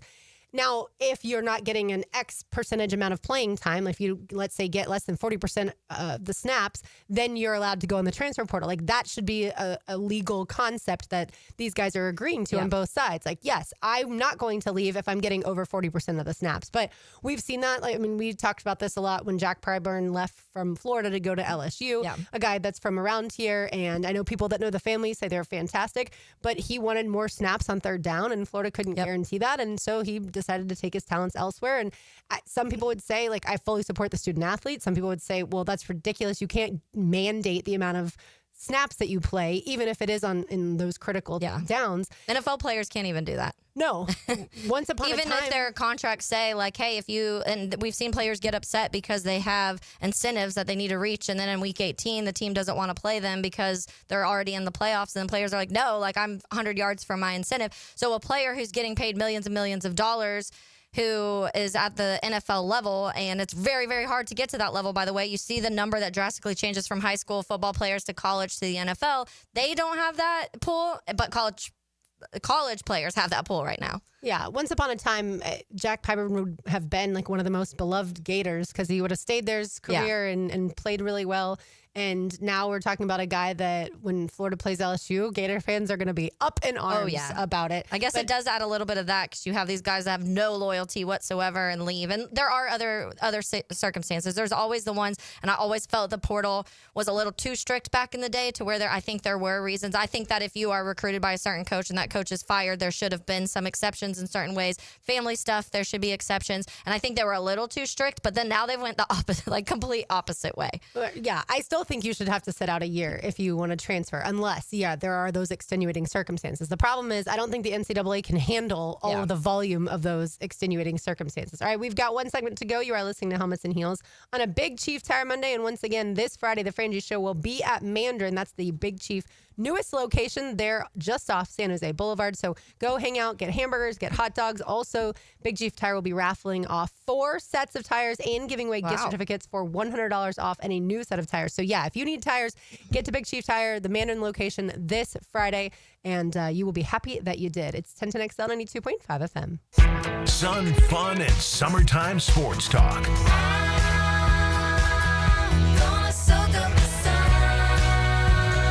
1010XL. Jacksonville's summer station. Hey guys, Taylor Dahl here of Helmets and Heels. It's the little things like a peach milkshake on a warm day that makes summer sweet. And now you can head to your local Chick-fil-A and enjoy your favorite summer treat again. Hand spun the old-fashioned way, this refreshing milkshake features Chick-fil-A, ice cream, and peaches. It's the perfect cold treat to enjoy outside on a warm day or with friends and family after dinner. And it's here for just a limited time, so swing by your local Chick-fil-A and treat yourself today.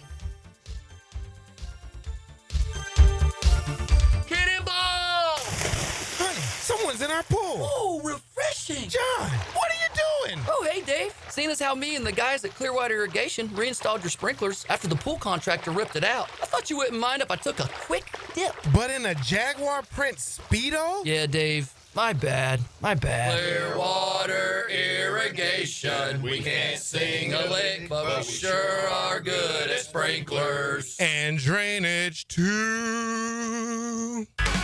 Spend an evening with heart. One night, 2 sets. A journey through the hits and timeless classics. This Tuesday night, St. Augustine Amphitheater. Tickets on sale now at AXS.com. Don't miss an evening with Heart live. Life is about choices and the decisions you make. I'm David Robbins with Epstein & Robbins. If you're convicted of a DUI, you'll have to face severe consequences. Walking through the doors of the courthouse or appearing at a bond hearing can be extremely intimidating.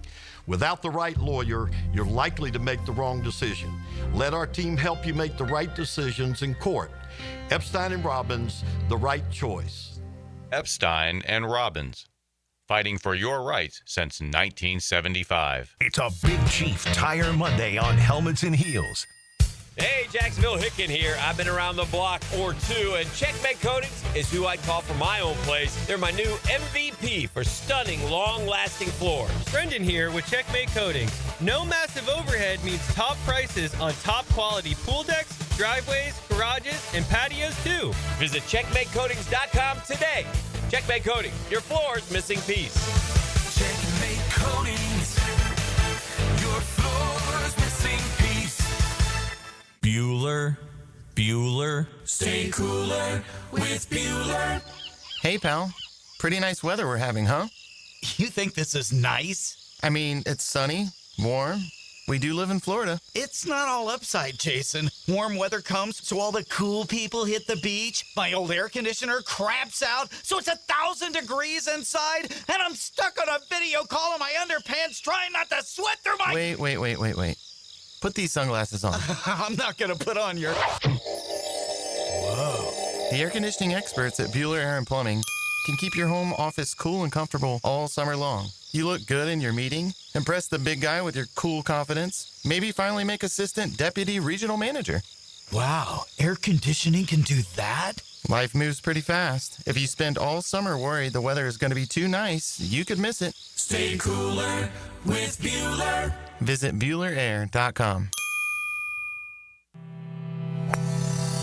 The best value for golf in Jacksonville remains Cimarron. Totally reestablished with new tee boxes, improved fairways and greens.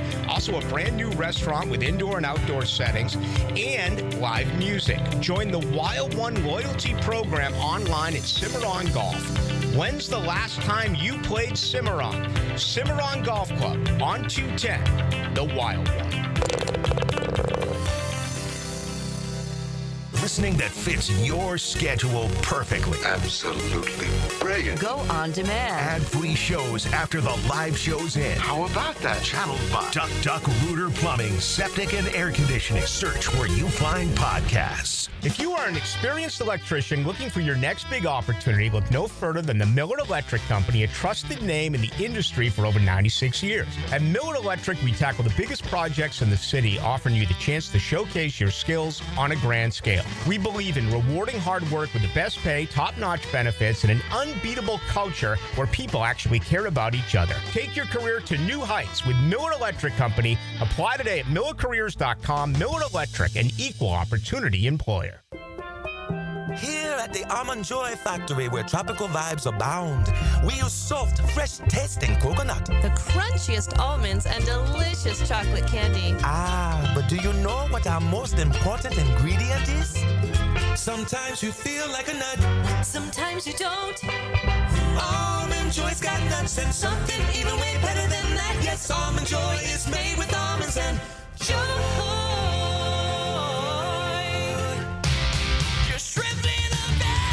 Baseball is back. Jumbo Shrimp Baseball at the newly renovated VyStar Ballpark is your home for affordable family fun. Tickets start at just $5. Fireworks after every Friday home game and kids around the bases after Sunday games. Log on to jumboshrimp.com for tickets and details. Jumbo Shrimp Baseball. Affordable family fun.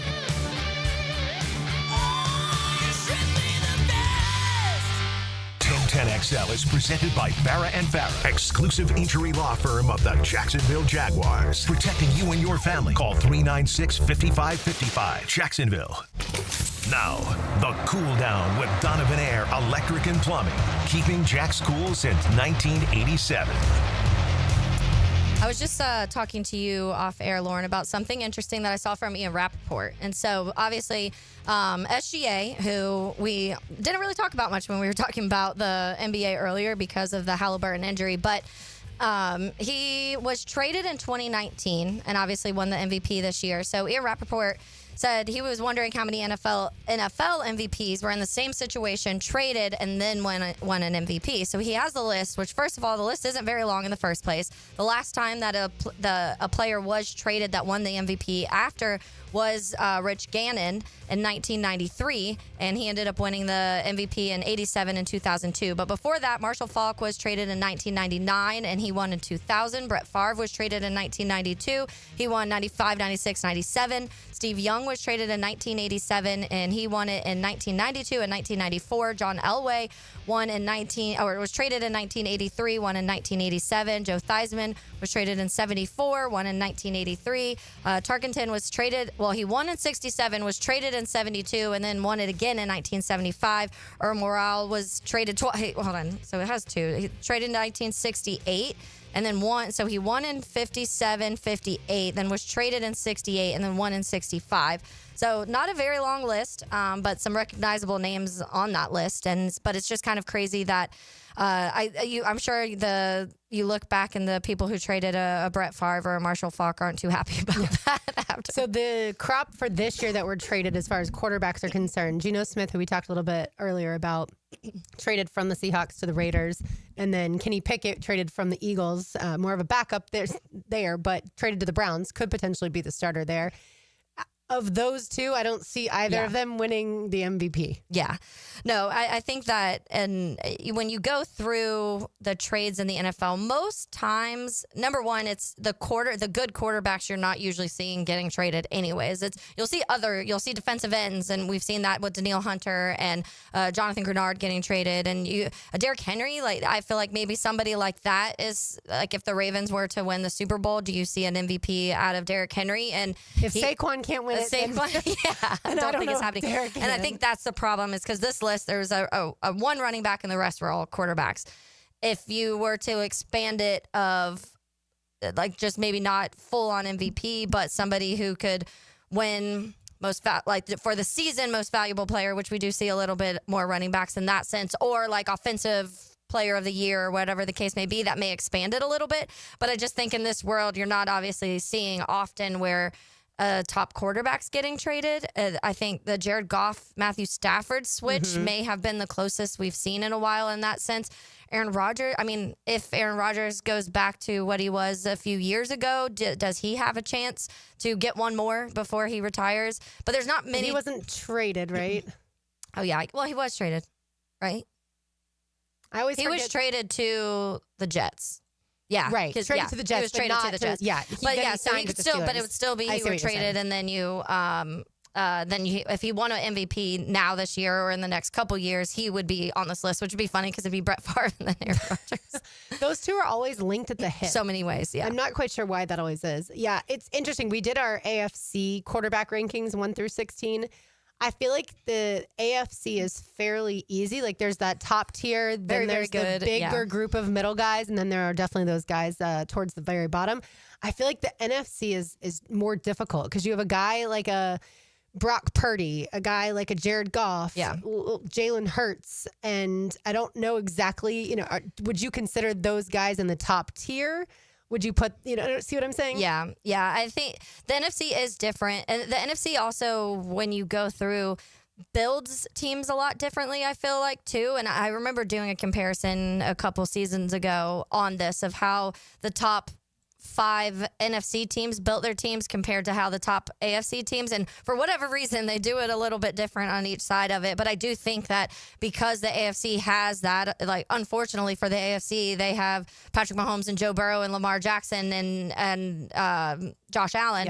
And so because of you have the 4 top quarterbacks in the league, teams do have to focus on the defense maybe a little bit more, or the secondary a little bit more, because you're facing the best quarterbacks. And the NFC maybe can adjust some things because they don't have to face those, at least the way the AFC does. Yeah, what's interesting is, of course, now you have the young guy in Jaden Daniels, too, coming in that quarterback conversation. And we've only seen it for the 1 year for sure, but what he did this year and taking his team to the NFC Championship was so incredibly impressive. And the way he played in that game. I mean, the way he played in the Super Bowl. And I know there's a lot of, we talk about the trenches and how the trenches just tore up when it comes to the defensive line, tore up Patrick Mahomes.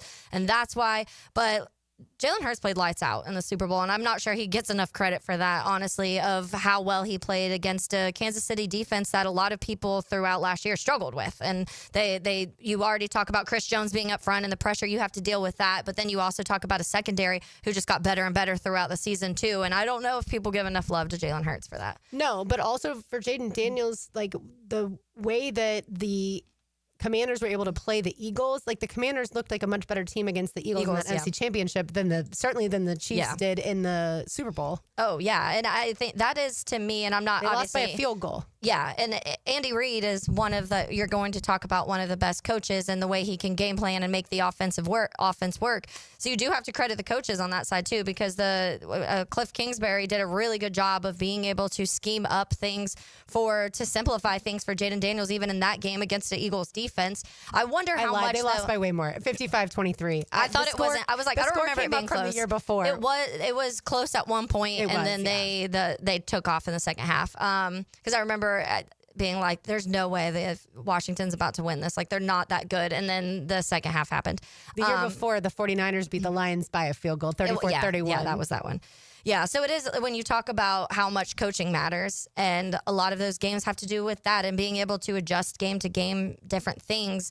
And Philly was able to do that. Philly was able to go and say, okay, we know what the Washington strengths are, because Cliff Kingsbury all season long just made things as easy as possible for Jaden Daniels and was like, give him time to throw. Here's what we got to do. Simplify. Don't ask him to do too much. He wasn't having to like call blitzes or do any of this pre-snap stuff. They simplified everything for him. But they were one of the more efficient offenses in the league last year when it came to downfield, when it came to midfield.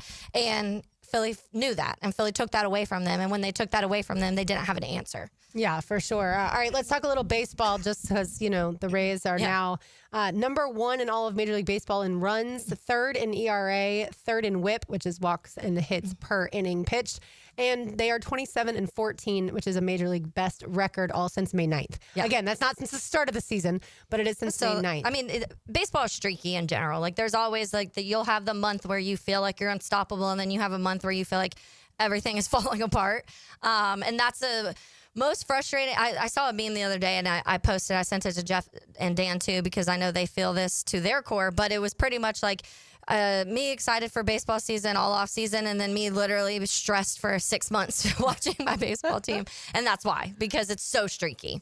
Players are streaky, teams are streaky, pitchers are streaky. Injuries hitters, obviously do factor in, but yeah, you've got guys for the Rays that I'm not sure, Taylor, that the casual baseball fan would have heard of. Obviously, I think most people know Yandy Diaz and Brandon Lau to this point. I think maybe they've heard of Junior Caminero, Jose Caballero, certainly if they listen to our program. But a guy like a Jonathan Aranda, Jake Mangum, I don't, and you, of course, know about Christopher Morel. Yeah. But none of those guys are absolute stars in the league, but they're just really consistent, and their pitching staff has done some really good things too. And so it's fascinating the fact that the Rays were able to take 2 out of 3 against the Tigers after a sweep. Prior to that, it's to me very impressive. Yeah, I mean, that's one of the things that the Rays have done, and that's why people get so frustrated with the Rays organization, not the team. The team and coaching have always, at least in recent times, they've always been in the mix of one of the better teams. They've always figured it out, even if there wasn't the absolute stars, or even if there was one star and the rest were just kind of players that you knew, but not that everybody was talking about. The Rays have figured it out on the field, and they've never been able to figure it out behind the scenes and organizationally and getting fans in the seats. And that's what frustrates baseball fans, because they're like, this is a product that's actually pretty fun to watch, but you can't sell it and you can't get fans there, which takes away some of the hype that would surround the team. Some of these players may be more stars if there were more people watching them. Well, and that's why the news that broke last week about the Rays being purchased by someone that's from Jacksonville, at least Dreamfinders is from Jacksonville, Patrick Zalewski. And of course, the first question is are the Rays moving from Tampa to Jacksonville?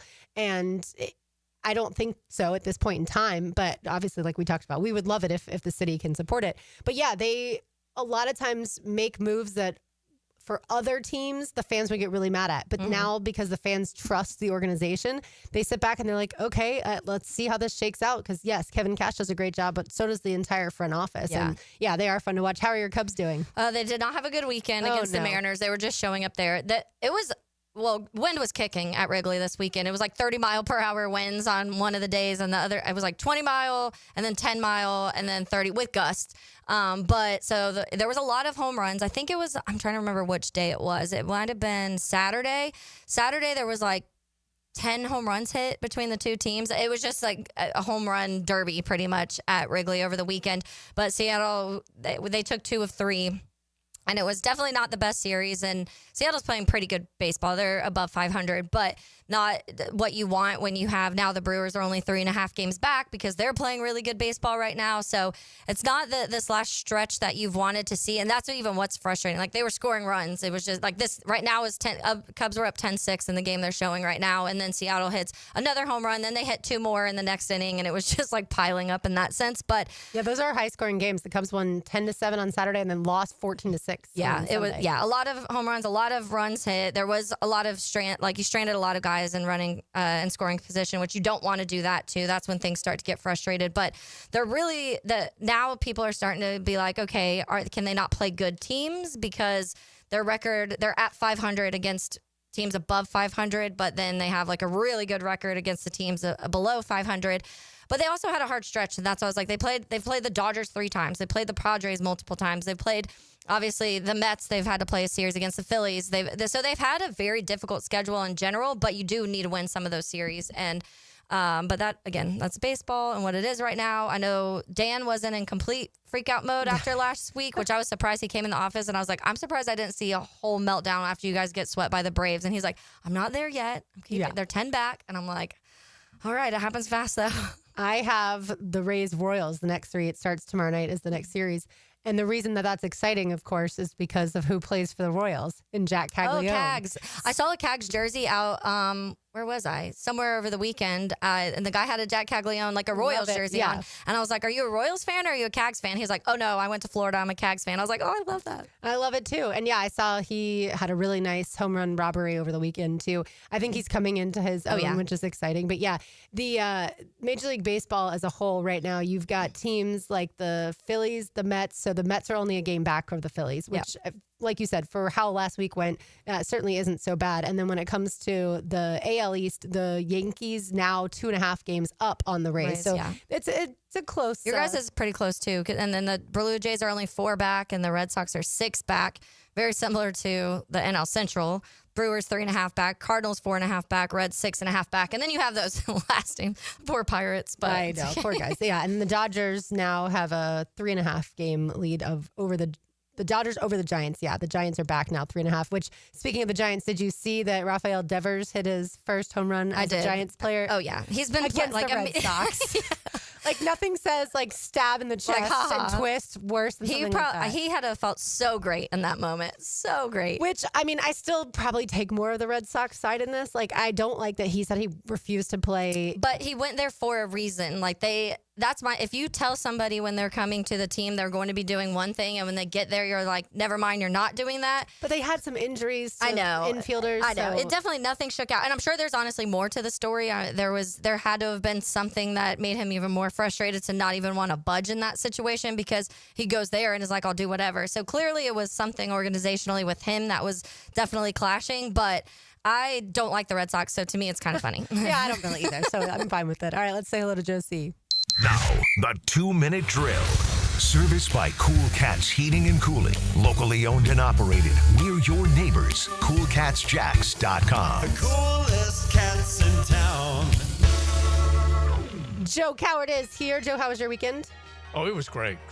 Beach. Yeah. Fun. Hot as all get out. Warm. My gosh. Yes, it was. Great finish yesterday to the Travelers. That was awesome. It depends on who you're talking to as far as the great finish. Well, Fleetwood would say it was not. It was a Fleetwood fail and a conquering of Cromwell from Keegan. Look, those are the moments that you make. Mm-hmm. You either win it or you figure out a way to lose it. And as much as I've rooted for the golfing Jesus to break through, I pick him here and there and whatnot. Anyway, he starts off with 3 bogeys in his first half dozen holes, and then basically spits the bit down the stretch, the bogey at 16 and 18. He could have at least forced a playoff. And it was I thought for sure we were going to a playoff. Yeah. So anyway, it was great for Keegan, and that had that Bethpage Ryder Cup atmosphere feel to it. So Fleetwood's going to hear the same sounds in just a few months whenever they go back up to Bethpage for the Ryder Cup.